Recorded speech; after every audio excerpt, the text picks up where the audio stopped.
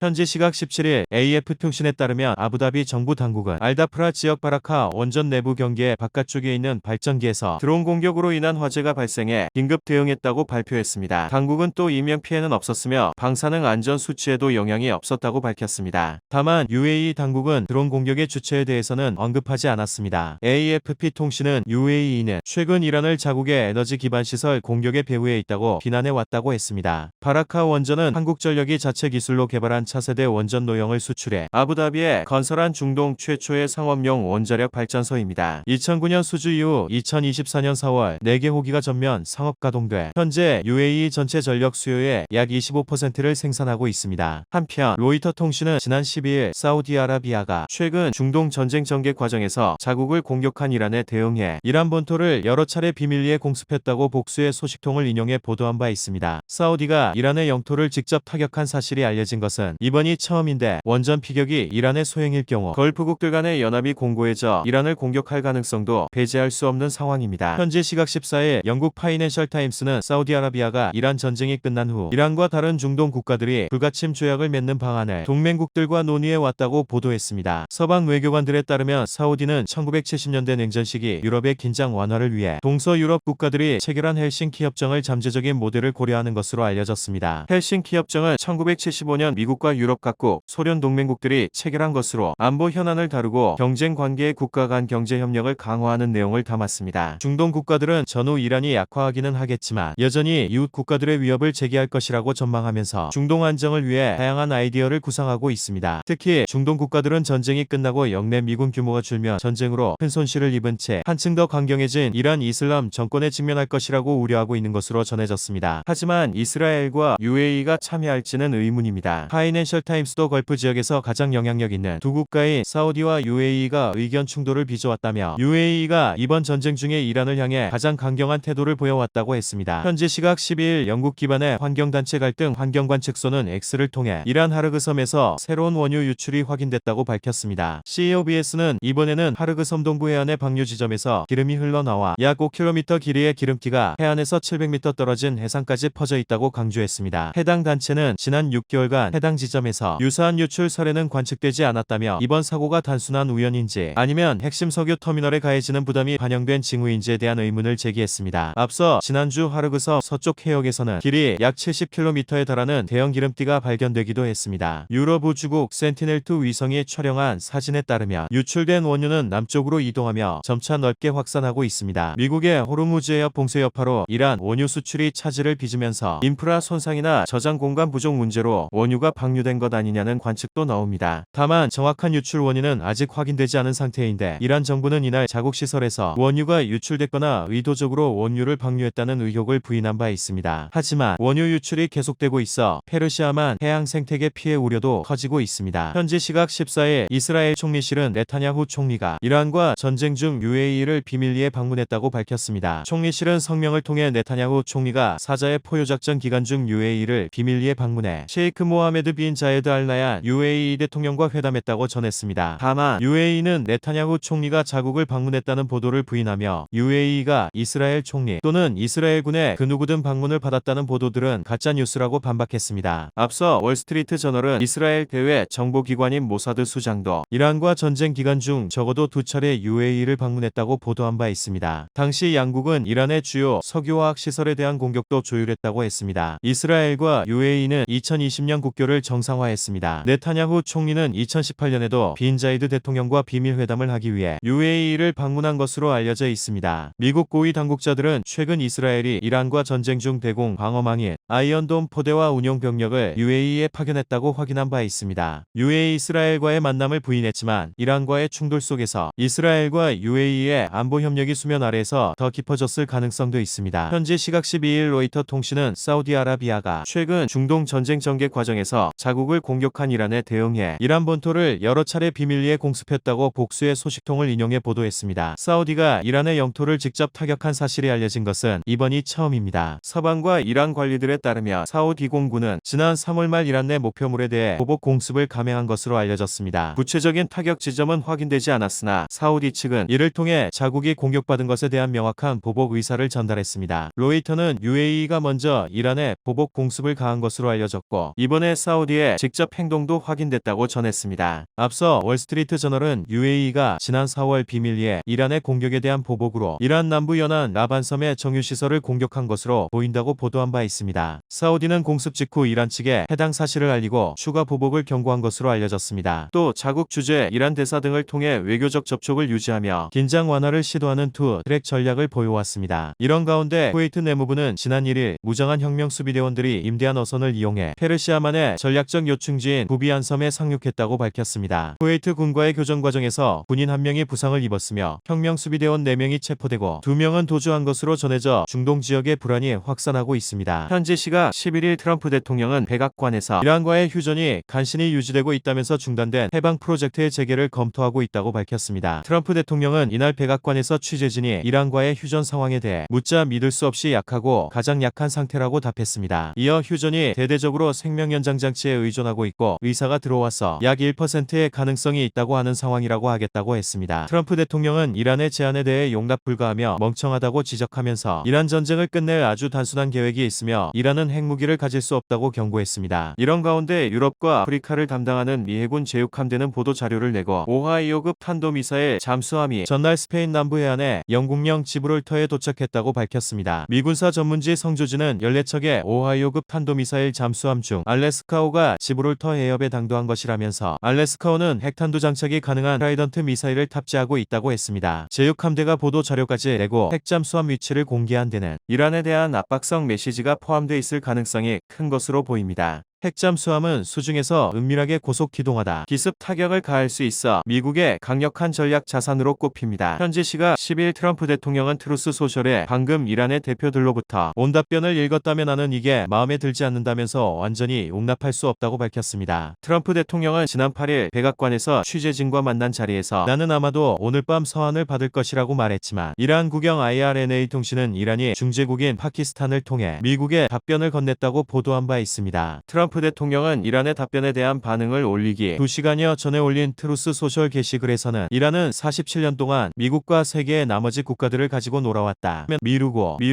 미룬다 비판하기도 했습니다. 이런 가운데 이란의 핵심 원유 수출 기지 아르그섬의 서쪽에서 원유가 해상에 대량으로 유출돼 퍼져나가는 모습이 위성사진에 포착돼 환경오염 우려가 커지고 있습니다. 뉴욕타임스가 인용한 글로벌 석유 유출 감시 서비스 오비털 EOS의 추정에 따르면 7일 기준으로 위성사진에 포착된 해상 오염 면적은 50여 제곱킬로미터, 원유 유출 규모는 3천여 배럴입니다. 트럼프 대통령은 이란 해상 봉쇄가 지속될 경우 이란이 원유를 수출할 수 없어 이란 내 원유 저장 시설이 포화 상태가 될 것이라면서 이란 해상 봉쇄가 이란이 협상장에 나오게 하는 방법이 될 거라고 경고한 바 있습니다.